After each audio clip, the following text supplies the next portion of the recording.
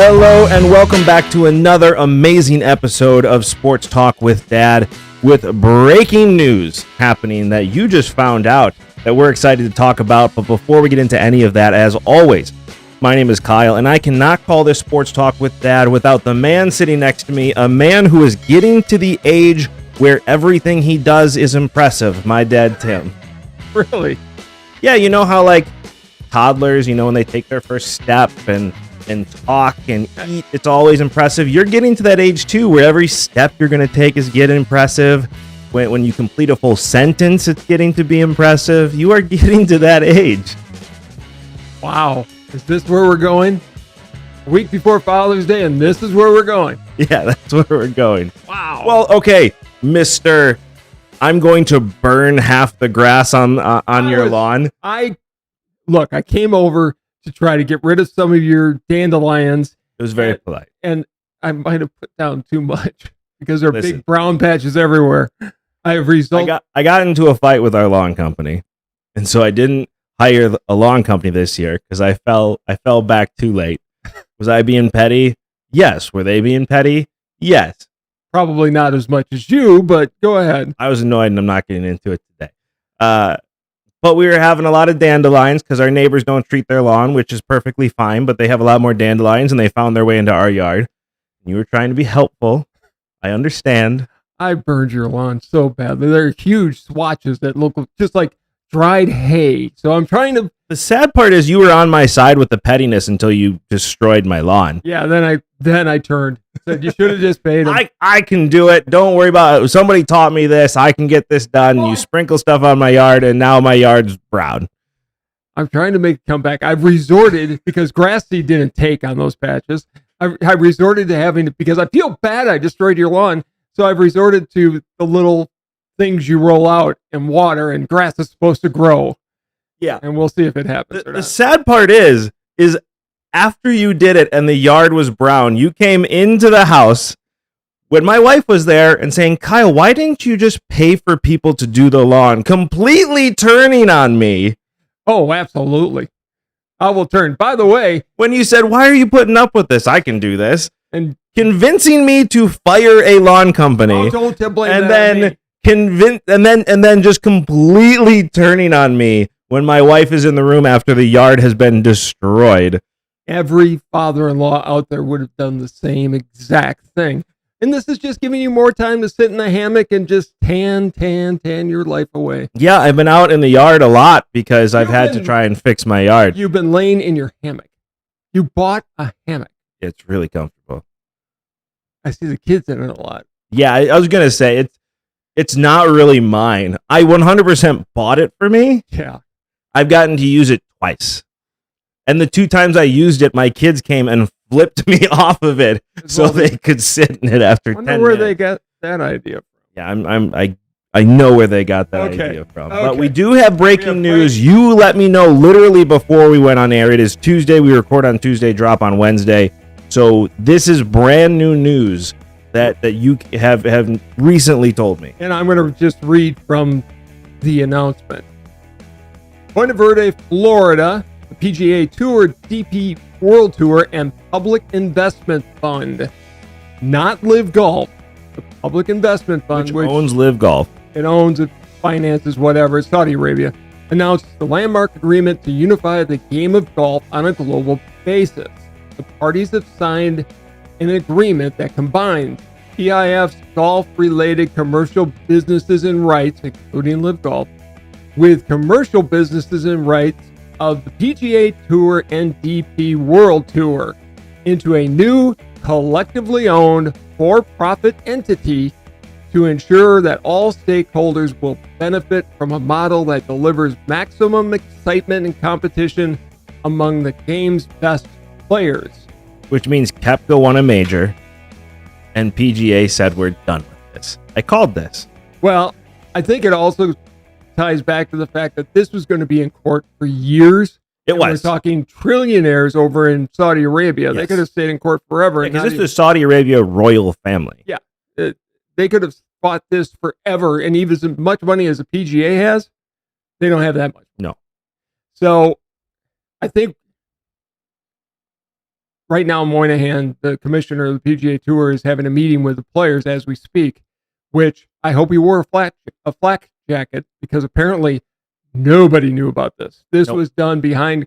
Greg Norman was told moments before the deal was signed. Tiger Woods didn't know about it. Rory McIlroy, Jon Rahm didn't know a thing about it. So here's my question. Merger means those players still get paid their money.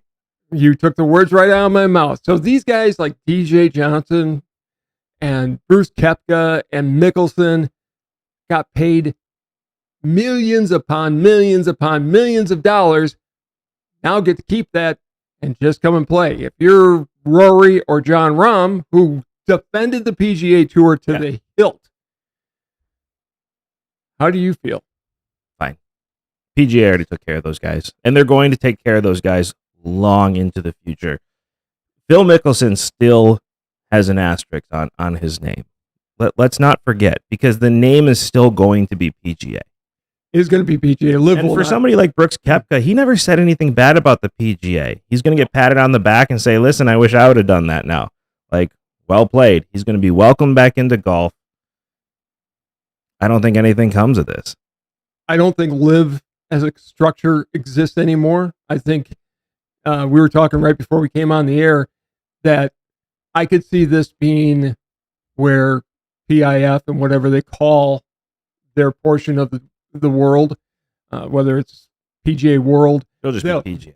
They'll handle the European and the rest of the world, and the PGA Tour will handle America as they always have. Where the RNA... Listen, I guarantee you part of this merger, because what did Saudi want? Saudi's trying to save change their world image through sports, which is a great way to do it, right? It's a world stage, and what you are just agreed to, what the PGA just agreed to, is a 5th championship will be in Saudi Arabia. Make no mistake, there are 5 majors now. Well, there already were 5 because people considered the Players' Championship a quasi-major. Will there be? But it didn't count towards the major. No, it count. didn't. It didn't. There will now be a 5th major that counts towards the major total, and it will be played in Saudi Arabia. Part of the time, perhaps. No. It may be a traveling one. No. Why in the world, like you said, Saudi Arabia has more money than anybody. This was run by the royal family. Trillions of dollars are there where they could have fought and just bled the PGA, because with Brooks Koepka, you got me doing this now, because Brooks Koepka winning changed the dynamic of the LIV. I guarantee the LIV was getting more viewership because you want to see Brooks Koepka play on this tour because he just won a major. They're not agreeing to this unless they're getting the TV time, because that's all they wanted. They want to show Saudi Arabia in a different light on a world view, which means you need a golf major championship there on a regular basis to bring tourism in to Saudi Arabia on a regular basis, to show Americans and Saudi Arabians playing together, to get Saudi Arabian golfers, because they get a club pro that gets to play in the major, a part of these majors. This was not agreed to, and we're going to find out more. We're doing this show before we find out more, but this was not agreed to unless a 5th major was included. And if they agreed to this without that, then they failed their goal. Except that they'll be part of the governing body of golf. Not the point. But, so something else that was interesting. I also heard this just moments ago. Secretary of State, I think his name is Belkin, is actually in Saudi Arabia today. Secretary of State of what? The United States. Our United States. He's trying to get them to produce more oil. But he's in Saudi on the day this announcement is made. Now, they may be separate deals. However. But I love conspiracies. So I know you do. Fun. I know. So wait. Because you said something. I didn't catch it when you first said it. So you're telling me the Secretary of State of the United States of America is in Saudi because he's trying to get them more oil. And get us more oil. Right, get us more oil. because they announced yesterday they were cutting production by 1 million barrels a day. So they're trying to get us more oil from Saudi. Correct. And in that same day, this whole merger happens. Cool. Correct. So Saudi Arabia just got a fifth major. Okay. For oil. There is your prediction. You heard it here first. If it happens, it will be right up there with the fact that Russell Wilson was almost a Packer when Rodgers signed the deal. That would be two major predictions that came through on this show. Just call me Sportstradamus. Sportstradamus. I'll get you a little wizard's hat if this goes through. I mixed up Nosferatu and Notre Dame for a second there in my head, so that was the stumble, because I was going to say Sports Naratu, but I'm like, well, that's a different character. No. Don't explain it. Just let it go. Sportstradamus. Okay, just let it go. It's going to be interesting because this is now, when Liv first started, the big thing was this is a way for Saudi to launder some of their money, because the Saudi royal family never what it was. Saudi royal family, not exactly some of the best people in the world, let's say. I mean, we have Americans laundering money. Like, that's just a thing that happens globally. We can't pretend that we're better than anybody else. Of course we can. But because it's us when we they just do it out in the open. Anyway, so this is a way they're going to be putting in, and make no mistake, the PGA Tour is making billions with this merger, partnership, however you want to call it, because PGA Tour is still going to remain a 501c6 nonprofit. The global, whatever they're going to call this new entity, is going to be for profit. Yep. But PGA Tour is going to remain a nonprofit. Yeah, it's a branch of this now. And they're going to have their own branches in different places. The question is will the European Tour now include Saudi, or will they break off a different tour? How that's exactly going to work? They already had a tournament over there as part of the European Tour. I didn't see the RNA in this, and I didn't see Augusta in this. I think the fact that Augusta let all the live players play was an impetus for this deal to get done. I think so. It's a separate deal.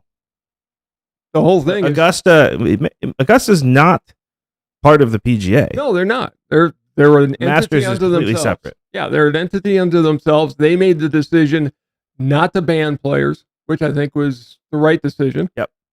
It's in the same way the British Open is not, and either does the U.S. Open, has nothing to do with the PGA. True. The only thing that has, I don't even think the RNA runs a PGA British Championship doesn't have anything to do with the PGA, as we just learned. No, it's its own separate thing. Correct. The only thing that has to do with it is, I don't know what it's called now. It used to be called the FedEx Championship, whatever it's called now. At the end of the year, I think it still is FedEx. Yeah. That's the only PGA Championship tour that you have. None of the Masters have anything to do with the PGA. You've got the Tour Championship, but this is going to be interesting on a global level to see the fact that now there is one ruling body in all of golf throughout the world. And this doesn't include Asia. Sure it does. DP World Tour handles Asia. Do they? Yeah. Oh, I didn't know that. I think this is going to be now one universal world tour. Wow. Here's one change I would like to make, because we've got the Ryder Cup coming up this year in Italy. Yeah. In Rome this year. I would like to see, and then they also have President's Cup. I wanted to see PGA versus Liv, but that's not a thing anymore. Not happening. So you got the President's Cup and you have the Ryder Cup. What I would like to see is, okay, the U.S. plays in both. I think they should make, like, the Ryder Cup is the crowning event. The President's Cup, you play the world versus the European Tour. And then they play in the Ryder Cup. And then if the U.S. loses, they have to go and play in the President's Cup the next year. So that it's not. So the champion gets a bye every single year. Yes. Well, the Ryder Cup is every 2 years. Right. Two of them will play year after year. I just think it would be a better way to go, because then the Ryder Cup. That means that the President's Cup is played opposite of the Ryder Cup every single year. No. Because right now, the Ryder Cup is the United States versus Europe. Right. And the President's Cup is the United States versus the world. Right. I think the Ryder's Cup should be the crowning jewel. Right. But instead of just having the U.S. play Europe every year, give the world a chance to compete to play in the Ryder Cup. So on the off year, when the President's Cup happens, for the first time, it could be Europe versus the world to see who plays in the Ryder Cup the next year, or the U.S. versus the world. Winner gets to play in the Ryder Cup the next year. Yeah, that's what I just said. Wasn't what you said. President's You said Cup and the different. Ryder's Cup is on alternating years. It didn't sound that way. And the said it- President's Cup, You said that very badly. maybe. I just think it would be interesting. That's That one would be thing I would like to interesting. see, because I don't. Number one, I don't think it's fair that it's just the U.S. versus Europe, and then U.S. versus the world. Let the world play Europe once in a while. Yeah, I think it'd be a good event. You know me. I'm as American as Here's they the come. thing, though, is But- what you're going to run into is the United States is such a huge TV market for golf that if the U.S. isn't in the Ryder Cup, nobody's watching the Ryder Cup. And especially if the U.S. isn't playing in a Ryder Cup that's in the United States, nobody's going to the Ryder Cup. I think you'd have to adjust that the Ryder Cup, if it's the world versus Europe. But it's such a big event. I mean, I remember know. when it came to Wisconsin, it was years in the making. I understand that. They're all a couple years in the making. I just think it'd be an interesting twist on it. It would be, but you have to be prepared for a U.S.-based tournament with no U.S. players in it. Still getting the best golfers in the world. I think it might be interesting. It might be. It would make the President's Cup more interesting for sure. Correct, because the President's Cup is kind of the redheaded stepchild of Yeah. the Ryder Cup. The Ryder Cup's been around. It started in the early 20th century, so it's got a lot of history to it. You know more about it than I do. You've been there since the beginning. No, I was not. Not even close. But make no mistake, I want to make sure my prediction is not my prediction. This is going to happen. So there is now a fifth major championship. And I think that's good for golf too, because you're creating a new era as well where people can catch Jack a lot easier now because your prime gets an extra championship. Can you imagine if there's a fifth major championship when Tiger was playing? He would have owned the record. And you'd have to hold it against, just like you do with rushing records, right? In 12 games, Jim Brown owns the record. In 14 games, it's the dude from the Rams that I can never remember his name.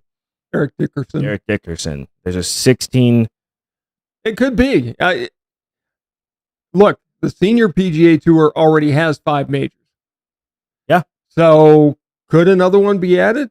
And it will be. They make them up as they go. It So will be the Saudi, whatever they want to call it. time will tell.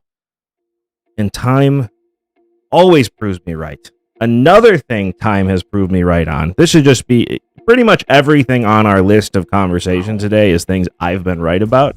So Well, then I should just leave. this is a Kyle. No, because I need you here to look silly that you were wrong in situations. Some of these you weren't even wrong on. I was just right. But the Commanders, this happened a few weeks ago. We just haven't talked about it on the show yet. We have other things to talk about. But the Washington Commanders of the NFL Washington were football. denied their trademark for Washington Commanders. Thank the Lord, the Commander's name is on short timer syndrome. The question comes into play, okay, they're denied their trademark, which simply means they can still make money off of it, but it simply means that everybody can make money off of it. They were denied the trademark, so you and I can now print Washington Commanders shirts and make money off of that, and they can't say anything about it. It's not a trademark name. So that name will not last. If you're a team, why would you ever do that? I don't know. I mean, you wouldn't. You absolutely wouldn't. So now my suggestion is to the new owners of the Washington football team, which I still think is a cool name, by the way, I do too. get with the Native American nations in your area and come up with a name that honors their tradition and bring back the old logo. Oh, this is interesting. Why they lost their trademark. I hadn't seen this before. They lost the trademark to the name Commanders because of the likelihood of confusion with the Commanders Classic, which is the Army Air Force game every single year. I didn't know that, but good. I didn't either. And then the Washington Space Commanders and Washington Wolf Commanders are two of several trademark applications sent in by McCauley that have helped lead to this denial. Oh, so that other guy that keeps taking trademarks, keeps sending them in. Got it. And that's adding to this. Huh. I just want to see their old logo come Space back. Commanders would have been an interesting name. You know what they would have been called? They would have been called the Space Cadets. Yeah. Right. It's a dumb name. I've said for how long now? Washington football came up and I instantly loved it. Mm-hmm. I instantly loved it. Everybody's like, this is dumb. I said, that is the greatest name you can have. It's a slap in the face to the name changer, so Snyder got his last laugh, right? Correct. But you don't need a name. We are the Washington football team. My thought is, and I've mentioned this on other shows, go back to Washington football team and bring back the old logo and make sure you tell the story of how that logo came to be. And because it's a very important story to be told, give the background on why you and I both support, and we aren't racist by any means. We just support the Native American tribes throughout the country. No. We don't want their history to be erased. Correct. That logo is part of the history. I've never understood how Native American symbols were considered offensive. I don't know. I haven't got, because they got rid of ours in high school. I didn't understand why that was offensive. I don't understand why this one was offensive. This was created by a Native American chief who went up, by the way, to the Redskins and the owners and said, I would like to design your logo. And he is the one, the Native American chief, I don't know what tribe, but he went into and designed the logo, and that's the logo they used to honor the Native American tribes in Washington because that's who designed it. Correct. And Redskins, everybody gets a bad image of it because it's always in all the cowboy movies that they call them Redskin. It's a derogatory term. It wasn't originally a derogatory term. Originally they were called Redskins, and the Native Americans were not offended by it because they put red clay on to keep them. Right. Most of them weren't. It's like the name. Mosquitoes. It's like the name Indians for the Cleveland Indians was actually there to honor the fact that they had 3 Indian players on their team, and so like one of the players was like, we should just call ourselves the Cleveland Indians, and so they changed the name to the Cleveland Indians because they were proud of the fact that they had 3 Native American players on their team. Nobody knows that. Nobody cares. Nobody cares about the history of anything, and that's why people just go with whatever headlines out there. But go back to the Washington football team and you bring back that logo. That's the classic logo. Correct. By the way, the Redskins logo was designed by Blackfeet Chief, Two Guns. Let's see. It says here I may be getting his name wrong, but Two Guns White Cap was his name. But he was a Blackfeet chief, and he approached the Redskins and said, I want to design your logo. Yeah. So don't tell us that there's something even remotely racist about that logo. Native Americans should be very proud of it. Yeah, I don't even know how you can see that. And I think wanting to name your team after, like, it's like the South Dakota Sioux. Like the Sioux tribe freaked out when they changed it. Florida State Seminoles.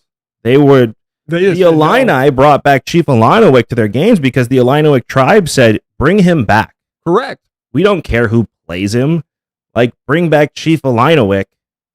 This is ridiculous. And I love the story of the Indians. And if the Cleveland Indians would have stood up and said, look, This is why we did this.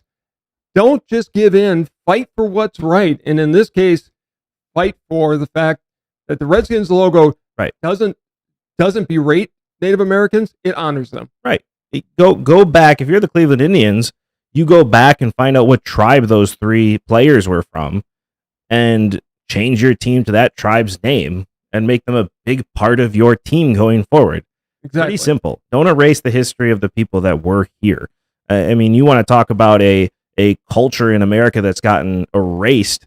It is 100% the Native American culture in the United States, and we need to remember the fact that they were here for a long time, and we need to honor the fact that they're right there with us. They're Americans right there with us. And we need to stop feeling what's the right term? We need to stop feeling sorry for other groups that we're not a part of. Right. Right. Don't be offended by things that have nothing to do with you. Correct.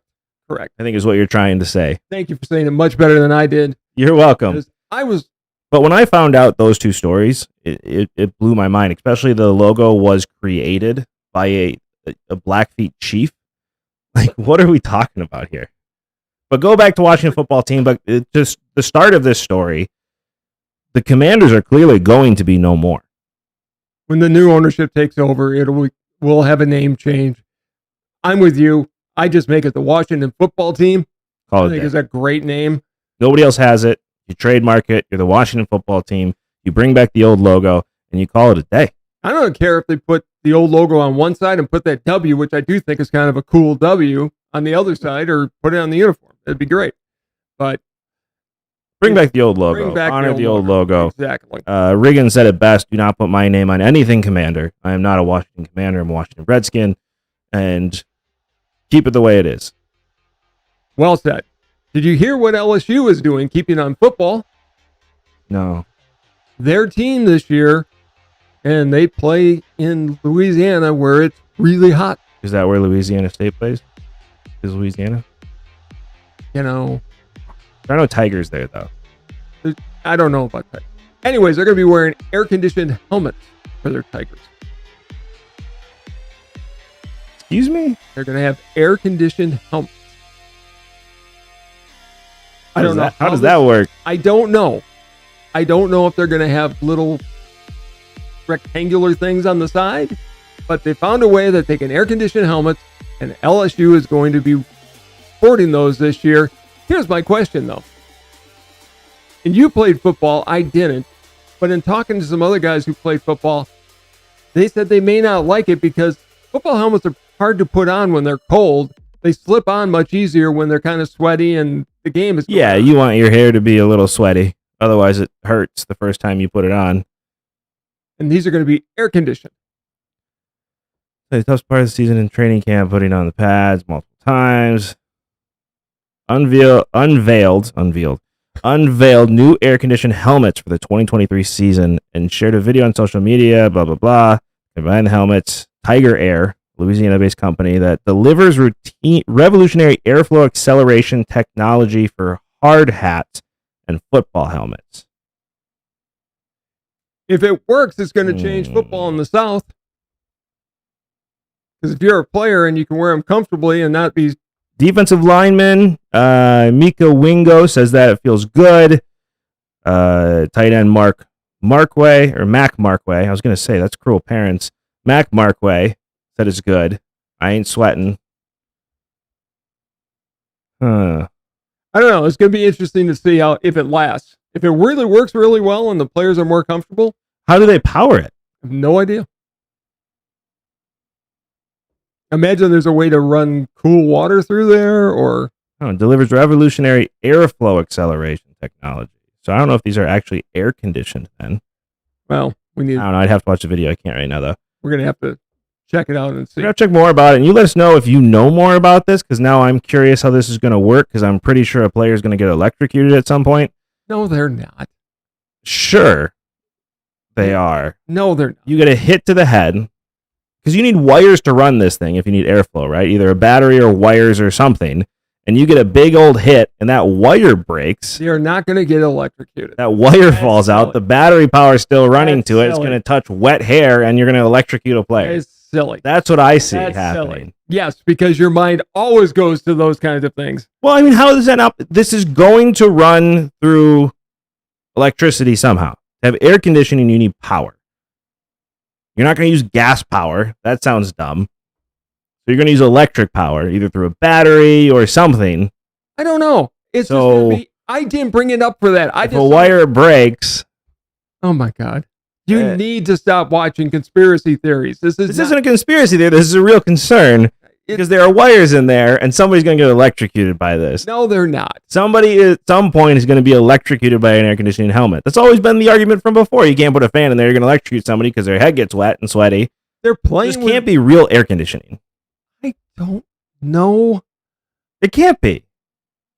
Leave it to you to take a nice story about a team doing something for their players and twist it into the fact that players are going to get electrocuted. I mean, how could they not? I'm sure they figured it out. I need to see how these helmets actually work because I'm 99% sure somebody's going to get electrocuted at some point. This isn't going to work. Hold on. You let us know what you think in the comments below, and please tell me how these players aren't going to be electrocuted. And while you're down there, don't forget to like, subscribe, hit that notification bell so you get to enjoy this show as much as we enjoy making it.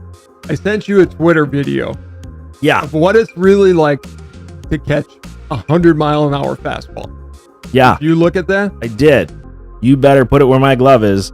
That's what I said when I was catching it. You better hit my glove because if you don't, I'm a dead man. I mean, that just shows you how hard it is to hit a baseball. I was never that great a catcher. I caught one guy in my life that could throw 100 miles an hour. Chuck Finley. Chuck Finley. I've heard this story several times in my life. The only reason I know who Chuck Finley is. He was married to Tawny Katane. I don't know who that is. She was in Bachelor Party. I don't know what that is. She was in, I think, a Whitesnake video. I don't know what that Doesn't matter. Anyways, Chuck Finley could throw. He was in a video with a white snake. It was the name of a group from the 80s. Big hair band. Oh. Chuck could throw in excess of 100 miles an hour. It's crazy. In Class A. I mean, he just dominated. The ball. I mean, I caught guys that could throw low 90s, maybe 92, 93, and I could handle that. This was a whole different level because he threw a ball that moved, and these guys are doing it on a regular basis. It's just, don't ever say that these guys, the hand-eye coordination they have to have, even to catch a ball, right? It's just off the charts. There's a 12-year-old that could throw 90 miles per hour, or 100 miles per hour, I'm sorry. Consistently hitting 97, 98 in the gun. I'm sure his parents are going to let him throw a curveball, and by the time he's 15... No, he already played. He played in the 90s. I don't know who it is. Played for the Cubs. He had an injury on his arm. Oh, yeah. His tendons got too tight, and all of a sudden he could whip the ball. You mean the movie? Rookie of the Year. Can't believe that. Gary Busey was a pitcher for the Cubs, too. The Rocket. You've let the show just go down several levels. I mean, the fact that I had to go that far for you to understand that I was making that up. I was actually talking about real sports and was not thinking about that was real sports. Listen, when I was a kid, that's all I had for hopes of a Cubs World Series. Yeah, pretty much. I don't know what to tell you here. So anyway, speaking of baseball, though, I was right about something else because this show is titled "Kyle is Right." Maybe I'll make that the thumbnail. Kyle was right today. Yeah, first time. Most of the time, it just takes time for people to realize I was right because, time tells all. But Steven Strasburg's career is over. For those of you who don't know who Steven Strasburg is, he was the most highly touted pitcher recruit since whatever his name for the Yankees in the 90s that never even made it to the pros. But very highly touted recruit, probably actually since Mark Pryor. Number 1 overall pick for the Nationals the year after Bryce Harper was drafted. Came into the league, was famously protected in a playoffs. They wouldn't let him pitch in the playoffs because they had him on account because they never wanted to hurt his arm. Well, now he's probably done. He had another arm injury. They're finding out he has nerve damage, which shows you probably done. You never know when your next pitch could be your last pitch, so they should have let him pitch in that World Series. Well, they pitched in the World Series. They were out in the first round. Well, fine. He probably would have gotten to the World Series if he pitches in that playoff series. He had surgery. He was recovering from it. Let him pitch. Let him play. Ride that horse all the way to the World Series because you never know if you're going to get back. Now, the Nationals did get back and they won a World Series. They did, but here's the crazy part. Since the World Series, I think they won in 2019, right? It was 2019. Since 2019, when he signed a big contract, that was a contract year. So the Nationals signed him to a massive long-term contract. He has pitched about 50, I think it was 53 1/3 inning was the actual number. That's it. And that contract he signed is all guaranteed. All of it. Well, it's not, I guarantee it's not insured either because this guy's been hurt his entire career. What insurance company is going to... They wouldn't insure the team, then the team just takes the risk. They're going to have to pay that out because most big contracts have insurance policies on them. That's why they have guaranteed money because they get insurance policies on players, but there's nobody in the world that would have. Strasburg has been hurt since he came up. He's just had arm issues. He had surgery. What's proof to me? Let pitchers pitch. Right. What have I always been saying? Let pitchers pitch as soon as they come up because you don't know how long they're going to last. And more importantly, holding people back is a joke. Teach them how to pitch so they have the right mechanics and they have the right ability. You don't have to throw 100 miles an hour with every pitch. No, and Strasburg wasn't that player. Strasburg could actually pitch. That's what made him so good. He was prototype pitcher. He was Mark Prior. He was everything you wanted in pitcher. He was tall. He had great mechanics. He could throw several pitches. He was everything you wanted. But his body just wasn't built to last. And now he has permanent nerve damage in his arm. He's never going to play again. I mean, if he comes, I don't know how in the world he could come back from this. He definitely won't be a starter again. He'll be in a reliever role at maximum if he ever pitches again, which again, he'll do a Kerry Wood. He won't. No, he won't. Not with nerve. He won't ever pitch again. And so you wasted a guy's career, a guy who could have been a Hall of Fame pitcher in the same way Tim Lincecum should be a Hall of Fame pitcher. You wasted his career. You didn't let him actually pitch in his prime. You protected him so much that he never got to live up to his potential at a major league level. And now he's going to have nothing but regrets because he's not going to be in the Hall of Fame. He's not going to be in the Hall of Fame. He doesn't have any Cy Youngs. He doesn't have anything to his name because you protected him for so long. Something has changed, and I don't know what it is. I'm not being this old guy, but I just look at the guys who pitched back in the day, and I'll use Warren Spahn as a classic example. 363 wins. And he was asked about it one time about how he pitched so much. He said, look, we were out throwing balls from the time we were little kids, 7 years old, or 7 o'clock in the morning till dusk. Right. Essentially, we're always throwing and throwing. And he said, when I'd get done pitching, I'd ice it, and I'd run it off the paint the next day, and I was ready to pitch again by the time it was my time to come up.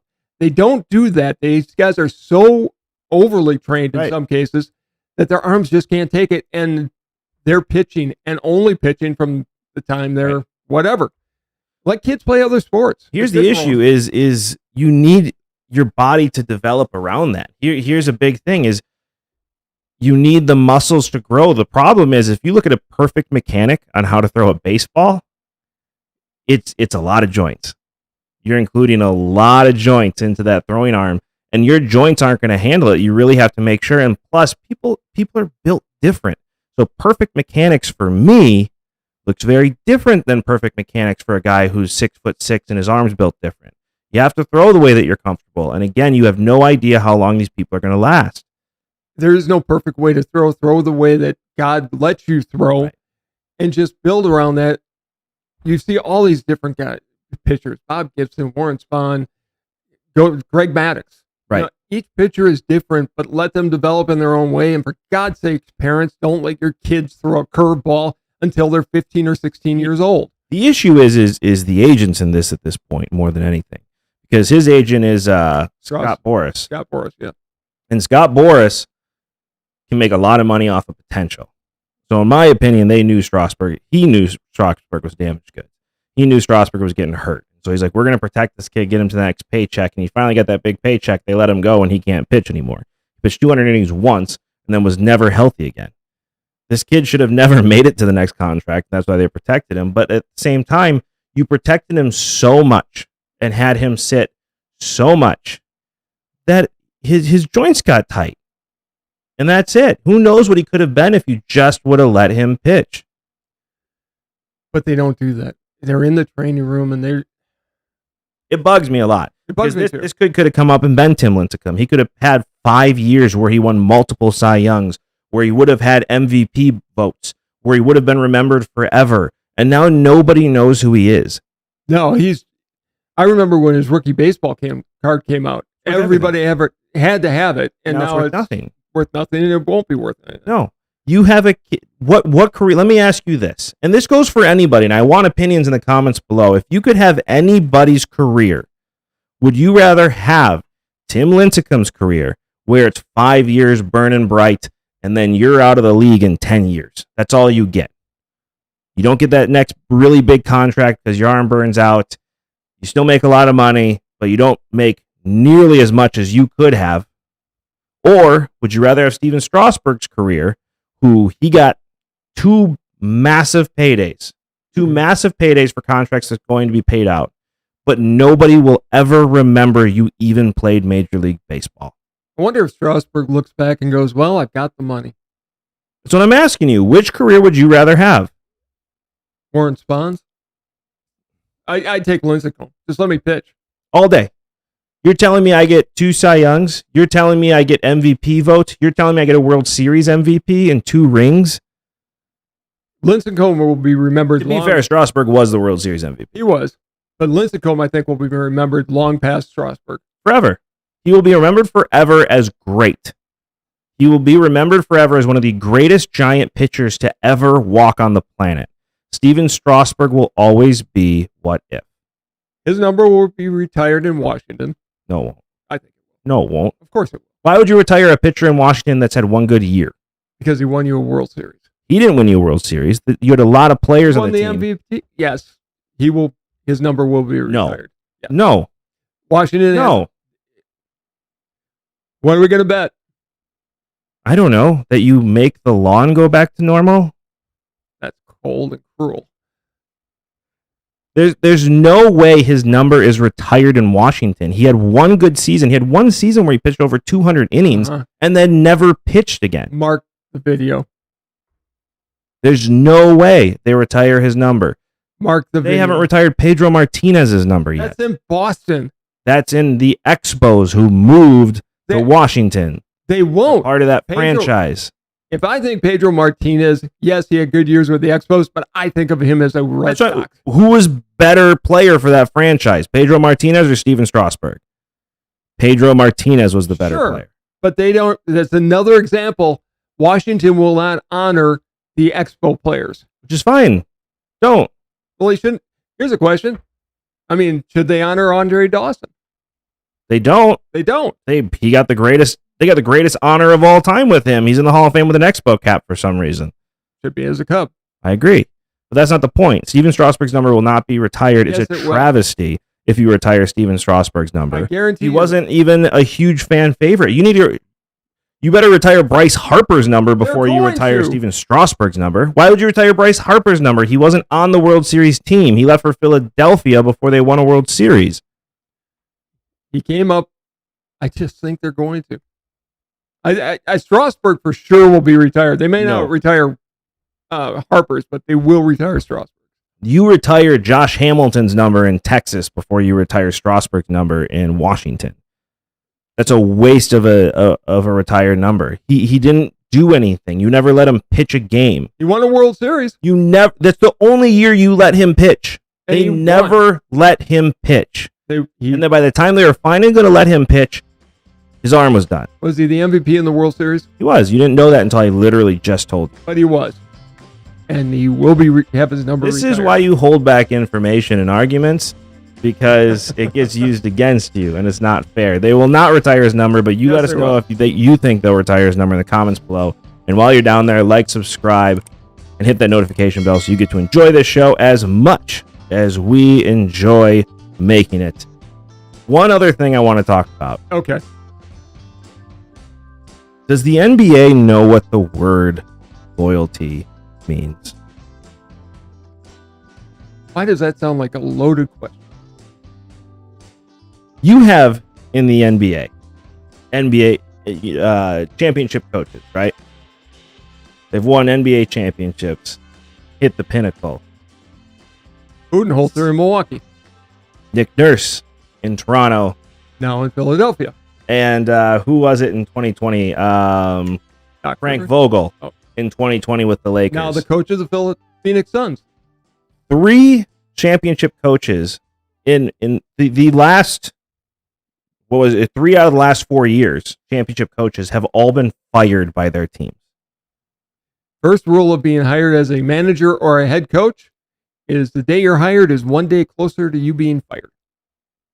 It's crazy to me. You look back in your day, you win a championship, and you're there for as long as you want. That's not true. You've hit the pinnacle. Not true. That is true. Not true. Sparky Anderson got fired by the Cincinnati Reds, who he led to one of the greatest dynasties of the 70s. And then he went on to coach. Sparky Anderson managed in Detroit and got them to a World Series. Sparky Anderson didn't make it to the postseason 2 years in a row before he got fired. He won in 76. Yes. And he had didn't make the postseason in 77. He got fired didn't make the postseason in 78. And he had a 92-win season the year he got fired. Yeah, but he didn't make the postseason. That's because they did it right back then, and you had to win your division in order to get into the playoffs. They did. Only 2 divisions. Correct. That was it. 2 divisions. Any case. But, I mean, you can't say that he... Look at football. Mike McCarthy, granted, he coached for several years after he won the Super Bowl. Several years. You're going to get fired as a head coach. I think the NBA... Besides Sparky Anderson, because I agree. I think that's a joke that there had to be something else going on with that situation, because he didn't make the postseason 2 years in a row, but that was a spoiled franchise at that Billy point. Martin got fired after That he won count. a World Series. That by George doesn't count. Steinbrenner. Yeah, he was fired 20 times and hired back the next day. George Steinbrenner fired Billy Martin more than he's hired managers in his career as an owner. It was part of the fun. It doesn't count. The same way as Jimmy Johnson doesn't count, by the way. He got fired after winning a Super Bowl. He did, but that was 2 best friends having a hissy fit over who was responsible for the Super Bowls. A hissy fit that lasted almost, 25 years? Still lasting right now. Publicly, they made up. Those 2 still don't talk to each other. That was Jerry Jones getting pissed off because Jimmy Johnson was getting credit for all the Super Bowls, and he wanted to prove that he could win Super Bowls without him. And guess what? He hasn't. I was going to say, how's that worked out for him? He is a terrible general manager. That should have been Jimmy Johnson winning that 3rd Super Bowl, because that was Jimmy Johnson's team that was going to win anyway. Barry Switzer won. Yeah. He would have won that anyway. And then he would have been moved to the front office and been a part of that team, and they would have won throughout the 90s into the 2000s. Or you could just have mismanagement and you let a Super Bowl winning coach leave to go to a different franchise, and you hire somebody never should have been a head coach. And we go through years of Mike Holmgren. Yeah, that's another hissy fit. Again, okay, maybe my argument's a little bit off today. It's a little weak. But it surprises me, though. Mike Budenholzer fired after 2 years. Frank Vogel was fired after 2 years. Budenholzer was there for 5. No, after 2 years winning the championship. I'm sorry. Yeah, okay. He wins the championship in 2021, fired in 2023. Frank Vogel wins in 2020. He is fired in 2021. You have Vogel won in the bubble. Nurse, who was fired, I think, in 2021 as well. Vogel won it, and people give LeBron credit for that, not Frank Vogel. Well, but they haven't won since Vogel's been gone. True. And the bubble, you're right, doesn't count. Doesn't count. Nick Nurse was blessed by Kawhi being there for sure. Mike Budenholzer, on the other hand, he was blessed by Giannis being there, and a size too big on Kevin Durant's shoe. Half size. A toe bigger. But it's interesting. So is the head coach, I guess, then? The question becomes, is the head coach as important as we think it is?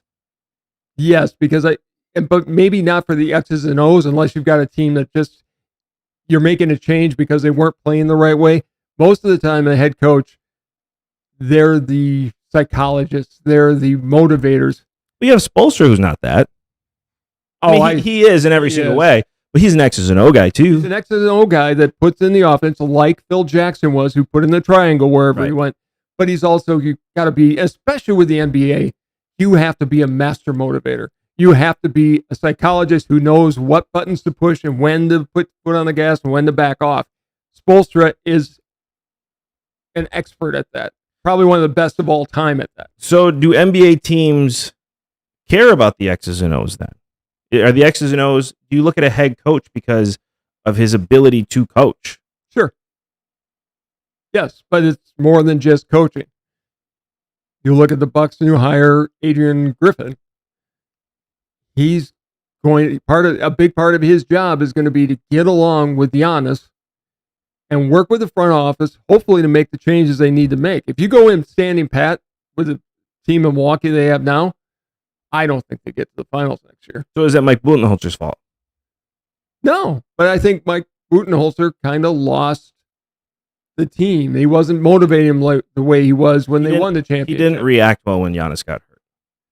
No, he made some really bad choices. But his brother had also just died.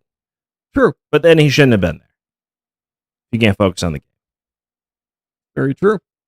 Tough. It's tough because I mean, your brother dies, you think you're going to cut some slack, but Not in the playoffs. This is big time sports. You're going to be there. I've always thought that about work. If you're going to be at work, you need to be at work. Correct. If you can't be at work, then don't be at work. Like, go take care of what you have to. And then come back when you're ready. That's not an excuse. It's interesting, though, to see because it really is 4 out of the last, and we're not including 2023 that's going on now. But if you go 19, 20, 21, and 22 championship coaches, 3 of those coaches have been fired. Which, by the way, Denver and Miami tied 1 game apiece. Yeah, Miami came back in a big way. It's going to Jimmy time.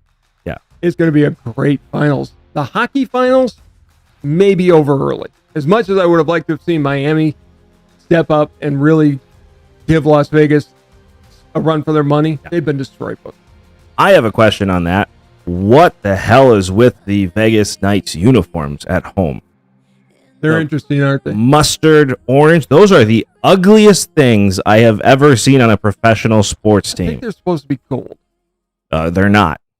No, they're mustard. Those are mustard. Those are as mustard can get, and they are hideous. Before we go on to Dad's last word, I do have a trivia question for you. Ask away. What are the 2 days in the entire year where the NFL, NHL, NBA, and Major League Baseball do not play? There's 2 games in the year where you do not have an NFL, NBA, MLB, or NBA game. New Year's Day? Nope. They play New Year's Day all the time. Football plays New Year's Day. Yeah, that's true. Basketball plays New Year's Day. Used to be a day in March, like March, whatever. You have playoffs. Playoffs where? In March? There's still regular season. Yeah, you're right. Never mind. There's 2 days? 2 days.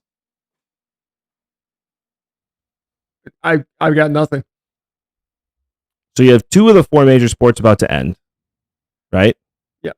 Basketball and you have one that doesn't start until September, right? Football. So you only have 1 sport going on in the summertime. Correct. Oh, probably during the All-Star break. The day before and the day after the All-Star break. Wow. It's the only 2 days that you don't have games for the 4 major sports. I had never thought about that, but you're right. So we'll have to come up with some show ideas for that day. I guess we will. But I think you and I have had a really good show. And as always, you cannot have a conversation with your dad without him getting the last word. So it is all you. So you know how much I love tennis. Always have. I was so disappointed in the fans at the French Open.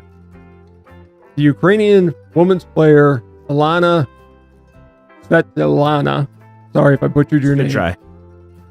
Made it clear before the tournament started that she would not shake the hands of anybody from the Russian Federation because of the ongoing war. Everybody knew about it. Nobody pretended not to know about it. She had to play Daria Kasatkina, or if I'm saying that right, from Russia. Daria did the right thing. She played the match. She lost in straight sets. And after the match, didn't attempt to shake her hand, but gave her a thumbs up. And I thought that was a classy thing to do. It's her way of going. And Daria has been very open about the fact she does not agree with the war in Ukraine. She's been an outspoken opponent of it. So she did the right thing and gave a thumbs up, and she walked off the court. The French Open fans just turned on her and booed her incessantly, booed her off the court. Daria, after, was really upset about it because she's like, I've been against this war. I knew she didn't want to shake my hand, and I respect that. That's why I gave her a thumbs up as a congratulations for the match. Shame on you, French Open fans. If you're going to go there, at least know what's going on in the world around you before you just boo somebody off the court. Daria should have been cheered off the court for showing as much class as she did in losing to Ilana. So there's my rant. Well done, Daria.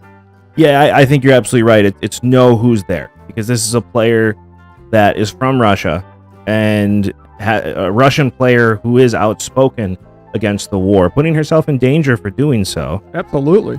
Understands her opponent doesn't want to shake hands with a Russian player, and understands that. why. Yeah, and respects it. Because not many Russian players at least in past, have been willing to do that. They still would have gone up to the net.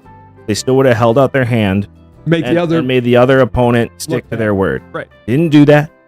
Just stayed on the side of the court, gave her a thumbs up, to say good game, and then walked off the court. I agree. She should have been cheered, and if the French fans would have been paying attention, we cannot label people because of where they're from. We can't, because here's a woman who has been on the side, who showed a lot of respect and restraint even after losing, and she has every right to be upset. I will tell you, pause here, Daria, for being a great human being. Shame on you, French fans. I agree. Shame on you. I agree. Well, hey, you and I have had an awesome show. Thank you so much, as always, for tuning in and watching. This has been Sports Talk with Dad, and we'll see you next time. Bye, everybody.